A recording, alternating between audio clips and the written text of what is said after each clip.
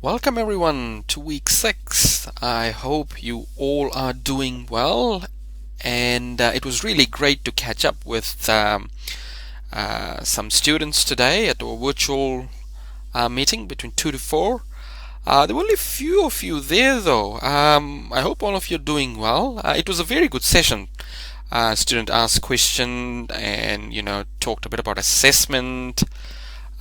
So I encourage anyone who didn't come this week that please do make time to come. It will be really beneficial, and the most important thing, you will not feel isolated, because it's very easy to feel that you are just doing this yourself. You can just chat to each other, or you can chat to me. I'm always here. So yeah, but it was very good, those who came, and I had a great time. Right, so we're going to have a look at what we call a dummy variable regression models. Okay, it's nothing too complicated. Just a couple of ideas that I think you should know. Right, so we're going to have a look at the nature of dummy variable, and we're going to have a look at doing multiple regression with dummy independent variable. Now, whenever I talk about the dummy variable, when in your course we're talking about the independent variable. Okay. There's another name for dummy variable, what we call a qualitative variable, and then we're going to have a look at what we call differential intercept coefficient and differential slope coefficient. By the way, sorry, we are actually not going to do the differential coefficient or differential slope coefficient. Okay, I don't think it's just not needed for this course, so I will take that out of your actual slide. Okay, so let's have, so this relates to chapter 6 of your textbook. Right, so dummy variable or qualitative variable is something that we can't actually put down to numbers.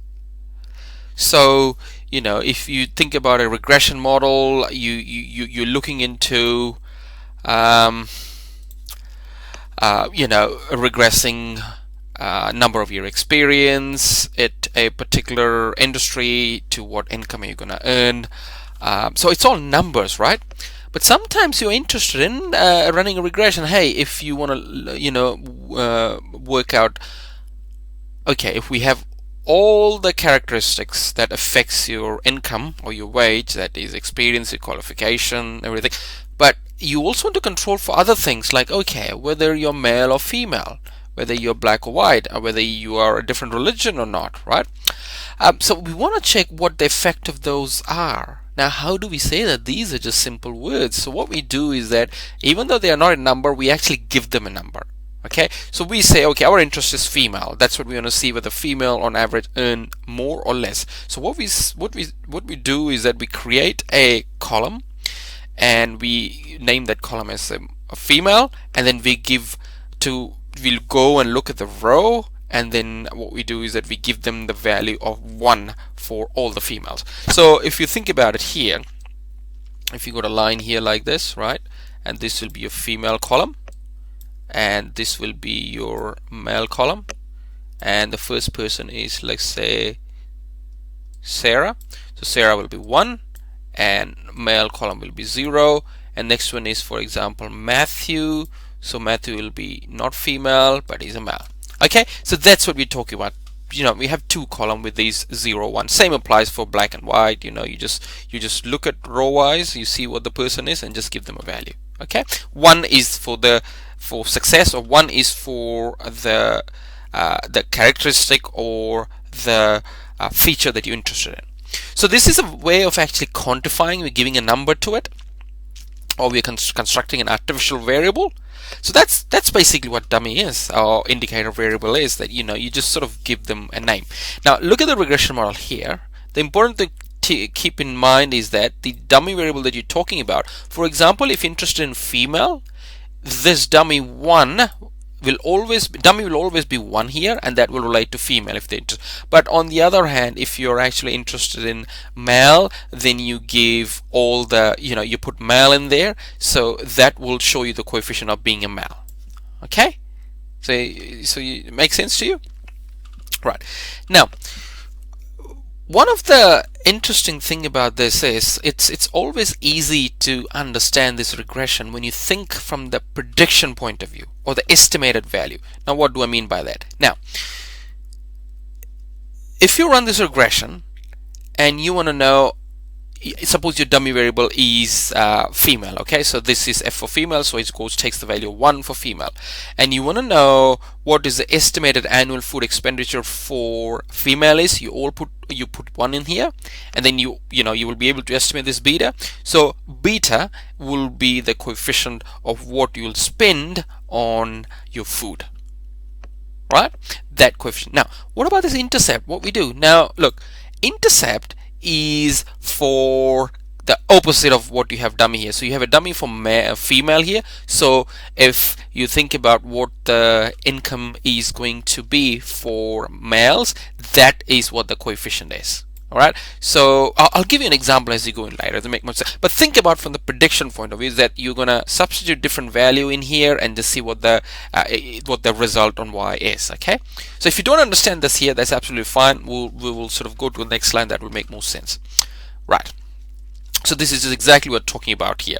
So if you have this regression model here, and now if you want to know what for the male, remember the dummy is actually for female, right? It takes the value of 1 when it is female, right?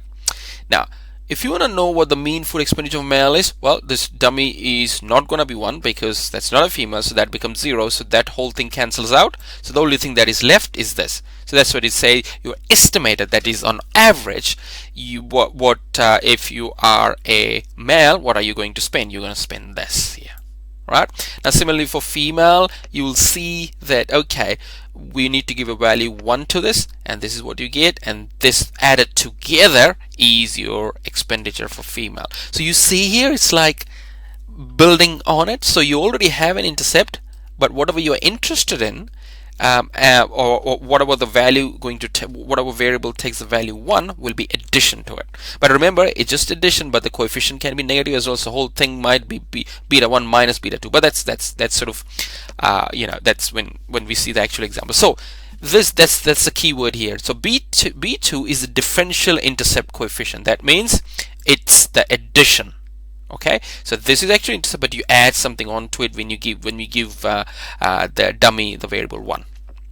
Okay, because it tells you by how much value the intercept term differs between two categories. For male is this, for female it depends by that value. Okay, let's have an example on that. Now this is just talking about the hypothesis testing, check whether they are statistically significant or not, but you all know all that anyway.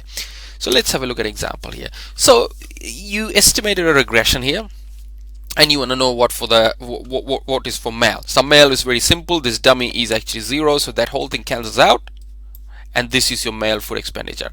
Now, but if you're interested in female, you give the value 1, and your value is 3176.833 minus. So on an average, female actually spends lower. So remember in previous I told you about plus, but how it is not necessarily the plus, it depends on what the coefficient is, but you get the idea, right? It's a differential intercept. What we can say is that on average, female actually spend 503.667 less than male. That's what you say. Okay, and this is all about statistically significant, but that's just basic t-test and p-test. You know that, how to see whether it's significant or not. Right, so let's move on. So have a look here, see how that actually given the value of 1 for female. So you can, that is just 6 here, so you can just say female here, right? And that's what this 1 is in this question. Right, so have a look at the regression here. You get that output from your regression, that's for the female, and this p-value is very, very big. So remember, if it's very, very big, if you think about this p-value here, that curve here, you could use into, now you're looking at 5% significant level. This is a 0 one, so this area is the 5%, right? So if you're thinking about your greater than 5%, mean that you're crossed onto this boundary here. This is 5%, right? So you're somewhere here, so that's closer to the center, so that means you reject the null hypothesis, which is actually, so your null hypothesis is you're estimating that mean, which is this value here, is equal to 0, right? So you do not reject that, so that means that this is, this effect is not correct. That's why you could receive that insignificant. Okay, Right. So the question here is, you call it different, you call this intercept here a different name. So you can call this a base category, reference category, benchmark comparison, or whatever it is.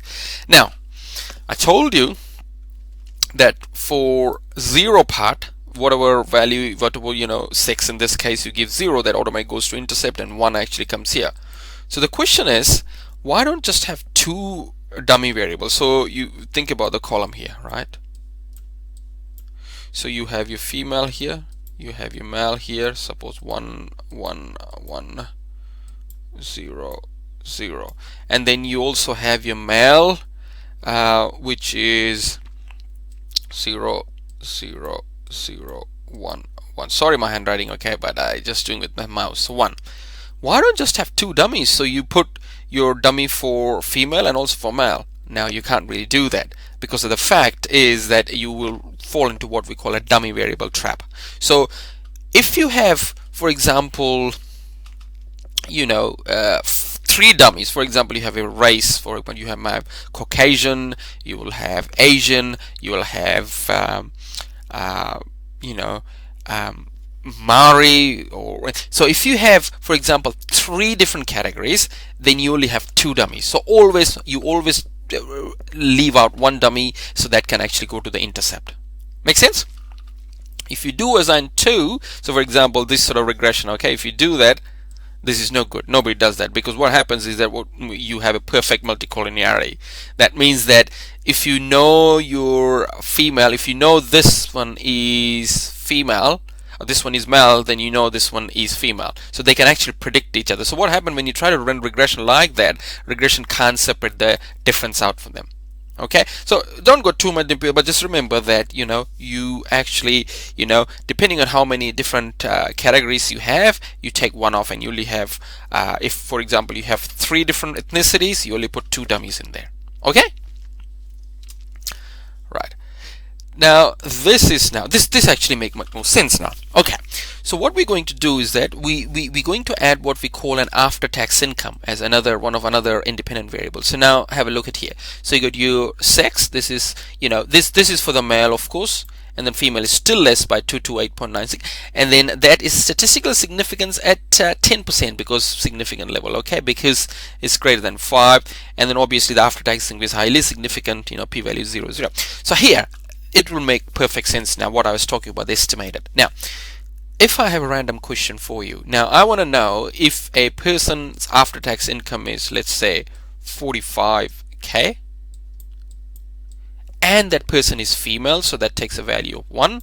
What is that person going to earn? Very simple, right? So you substitute that. So you take 1506.24 minus 228.96 times 1, because that's for female, plus 0.059 plus 45, and then you get a value here, right? For example, you get a value of, I haven't worked this out, but suppose let you get value of like 20,000, right? So that will be for female. Okay, now similarly what you will do is that if you want to work out for male, all you do is that just becomes 0, right? Everything else on the same income, so you put the 45,000 in there as well. So you want to sort of set it if there's any difference in what the female and male says. So you put exact same amount, 45. So a man also earned 45k, but they're going to spend 20,000, right? Plus this 22,898. Making sense? So what I was trying to say is, if a female earns that one, right, because female already have that been deducted, right, because they earn that much less here. So if that's what the female earns, then the male will earn more than that. So work it out yourself. Okay, just put something in there. For female, put 1 there, and put 10,000 in there for male. You'll notice that the male spends more, male actually spends more, and female earns less, because of the fact that female got this minus 228.98. Okay, right. Now this is the idea I wanted to take into account. Now this is what your model will look like. So if this is your graph, right, and this is your estimate, this is when female is 0, this is for the male. You see how the male is higher, because male's expenditure is that. Okay, and female is, if you take that from that, you get that. So that's your female. So see, it's the change in the intercept. It's a different intercept. So whenever you have a dummy variable for different ethnicity, you will have different intercepts. And see, the slope is same because the effect of spending $1 increase in after-tax income is the same. So that's 0.059, and this is also 0. The slope of this line is 0.059, and slope of that line is also 0.059. So both of them have the same spending habit when it comes to what tax income they get in their hand, but the intercept is different. You understand that? So yeah, just keep that in mind. So here what we're thinking is that the relation between their after-tax income and their spending habit is same because the slope is same. But apart from everything else, if you just take female after controlling for this after-tax income, if you just think about female, their intercept actually differs. Okay, but that's questionable. It might not be that female and male have the same amount that they spend, because a male might spend more or a female might spend more. The slope might not be same for both of them for every extra unit increase in the after-tax income. But that's what I mean. That's what the differential slope is. But we're not going to look into it. We're just going to look at the dummy. Okay, we're just going to thinking that they have different intercepts. Okay. So right, so you can actually do this regression here, and there's a lot of stuff in here. So what they're talking about is that because we have specification error. Why is that? Because remember, in previously we didn't include anything else. We didn't include this. We just looked into a dummy, but that's not correct, right? There's a lot of factor that actually influences the amount of money that you spend on food expenditure, just rather than being just which sex you are. Okay, so there might be a lot of other stuff coming in there. So that's what they're saying, that you actually committed a specification error here.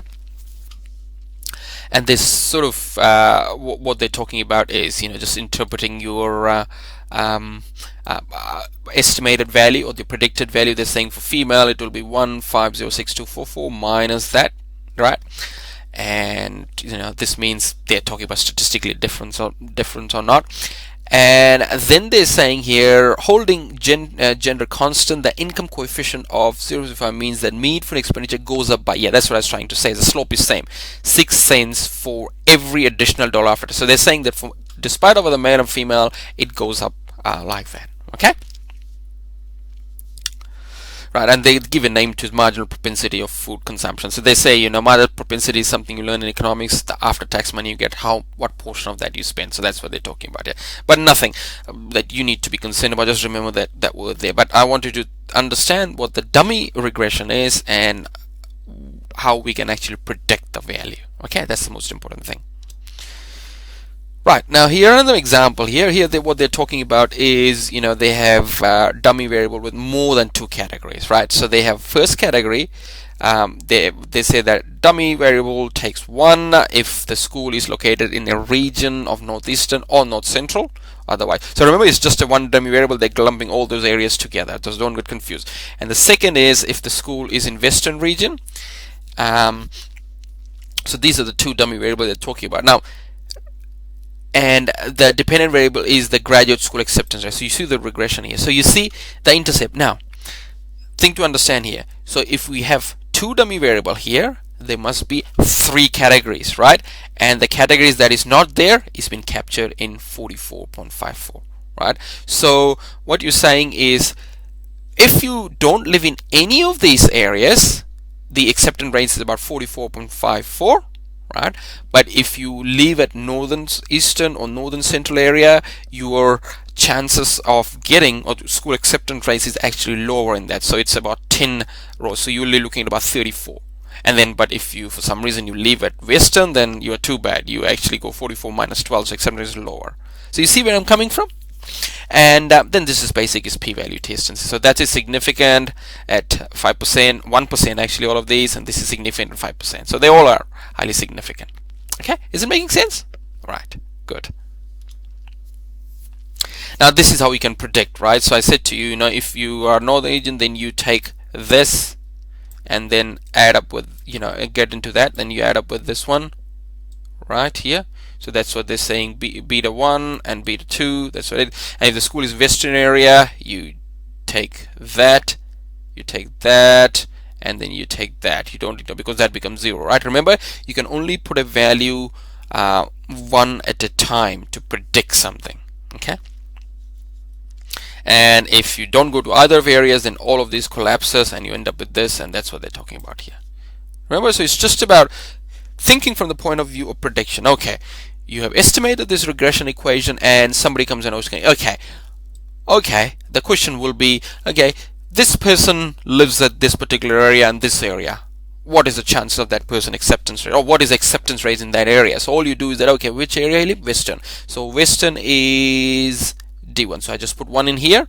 This becomes 0 because it doesn't live in that. So that plus that will give you your estimated value. You understand that? Good. Right, so that is regression. So they added another variable here. What they call is the graduate school's tuition fee. So that's fine. And you notice that they added that, and then it, that's a very, very small value. The 1 unit increase in the tuition fee, how that affects the school acceptance rate. Very, very small negative value. P-value is gone. That's fine. And see, intercept is changed a little bit, right? And then also the coefficient change. So you'll notice that when you add extra values in extra variables or independent variables, your coefficient changes. But this is just to demonstrate that it changes, so nothing too tedious about that. Right, okay, well that's all you need to do today. So the idea is to think about what the dummy variable is, and how to predict them. I think when you go to your workshop, it will make much more sense. Okay, well that's good. Thank you. Well, enjoy your day.